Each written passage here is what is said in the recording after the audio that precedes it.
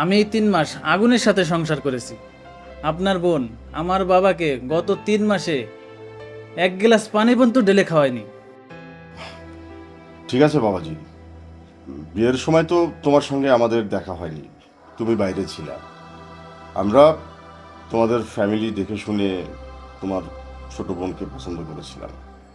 শুধু আমরাই না, আমাদের রাসেলও তোমার বোনকে পছন্দ করে বিয়েটা করেছিল। কিন্তু বিয়ের কয়েকটা দিন যেতে না যেতেই তোমার বোনের আচার ব্যবহারটা দিন দিন যে এতই খারাপ হতে শুরু করলো, আমরা যেটা কল্পনাই করতে পারিনি যে কয়েকদিনের মধ্যে এরকম হয়ে যাবে। যাই হোক, আসলে বাবাজি, মানসিক শান্তিটাই হচ্ছে বড় শান্তি। কিন্তু তোমার বোন আমাদের এই বাড়িতে বউ হয়ে আসার পরে সেই শান্তির সটুকু আমরা পাইনি।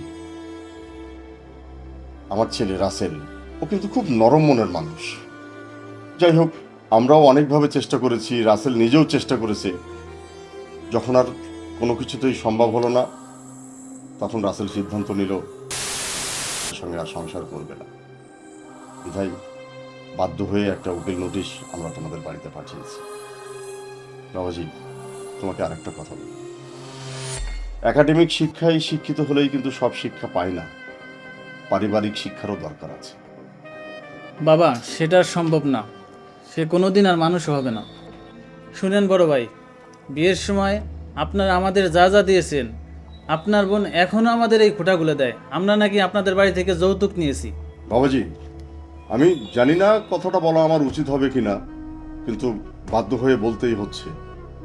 অবশ্য ঘটনাটা আমাকে রাসেলই বলেছে। সেটা হলো, তোমার ওয়াইফের উপরে তোমার মা আর বোন কি যে স্টিম রোলার চালায়, কত যে নির্যাতন করে, সেটা আমি তোমাকে বলে বোঝাতে পারবো না। তুমি স্বচক্ষে দেখলে সবকিছু বিশ্বাস করো। সেই জন্য বলছি, আর এখানে সময় নষ্ট না করে তুমি বাড়িতে ফিরে যাও, তোমার সংসারটাকে সামলানোর চেষ্টা করো। আসলে আঙ্কেল, আমার বোনটা এত খারাপ ছিল না। আমার মায়ের আশকারা পেয়ে পেয়ে এমন হয়ে গেছে। আর আমার মায়ের কথা কি বলবো আঙ্কেল, বাবার বাড়ির কিছু সম্পত্তি বিক্রি করে বেশ কিছু টাকা হাতে পাইছে। আর সেই টাকার গরমে তার কাছে চাপাই যাচ্ছে না। সে মানুষকে মানুষ মনে করছে না এবং তোয়াক্কাও করছে না কাউকে।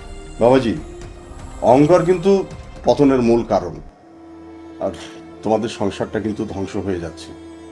আমার মনে হয় সেটা তোমার মায়ের কারণ। যদি সত্যিই তোমার মায়ের কারণে সেটা হয়ে থাকে, তাহলে তোমার মাকে ভালোভাবে বোঝানো উচিত। একটা মানুষের সামান্য ভুলের কারণে একটা সংসার ধ্বংস হয়ে যাবে, সেটা তো ঠিক না।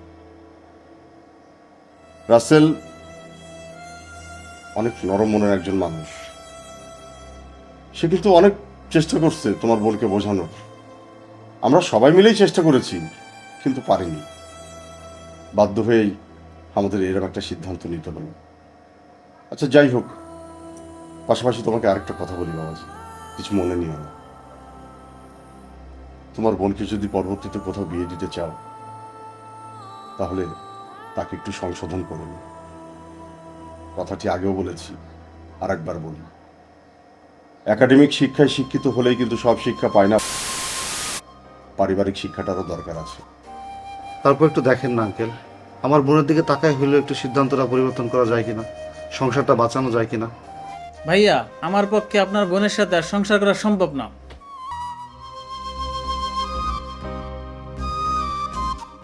আচ্ছা, দেখেন, আপনি মুরব্বী আছেন, কোনোভাবে এই সিদ্ধান্তটা পরিবর্তন করে সংসারটা কন্টিনিউ করা যায় কিনা আমার বোনের জন্য। আসলে বাবাজি, কোনো বাবা মাই চায় না তাদের সন্তানের সংসারটা ভেঙে। আমি অনেকভাবে চেষ্টা করেছি, রাসেল চেষ্টা করছি, কোনোভাবেই আমরা পেলাম না।